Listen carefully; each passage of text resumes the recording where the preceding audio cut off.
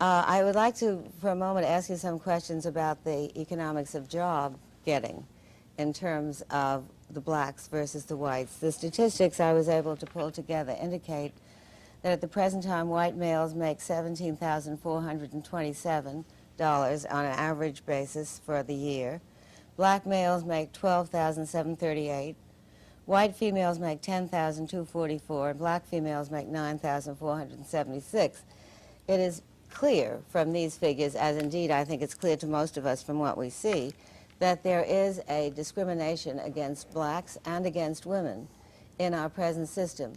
Since not all blacks will be superior, how would you try to even that out so that there would be some equality of job opportunities? Yeah, I'm sorry you missed the earlier part of the program when I pointed out that where you find people not represented evenly, that does not show the institutional effect, because almost nowhere in human affairs do you find people evenly represented. Well, if you compare comparable people with respect to age, with respect to education, etc., you get a totally different picture, both with respect to blacks and women. Now, the figures that I saw, for example, show more recently that if you take black families where the husband and wife are both college educated and compare them to a white family where the husband and wife are both college educated, the black family is now earning $2,000 a year more. The problem is that very few blacks fall in that category. That when you compare category for category, then we're talking about getting people a decent education. I'm saying that you cannot say that numbers collected at the employer's place of business reflect simply the employer's policies. Those numbers reflect underlying conditions in the whole society, just as numbers collected at a hospital do not show you that the people are sick because they're in the hospital.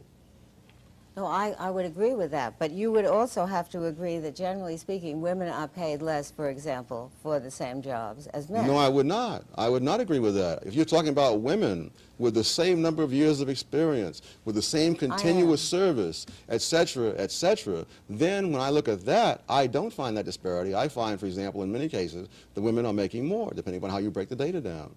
The difference with women is between married women and everybody else. That's the real difference. Well, even as to single women, the Census Bureau statistics, the most recent ones I could find, 1978, say that single men are earning $11,100 and single women are earning $9,300. Yes, I love the word single that is used. When I did my study, I didn't use single, I used never married. You see, a woman who is single at age 40, having spent 10 or 20 years raising children, is really not quite the same as a man of age 40 who's been working continuously for 20 years.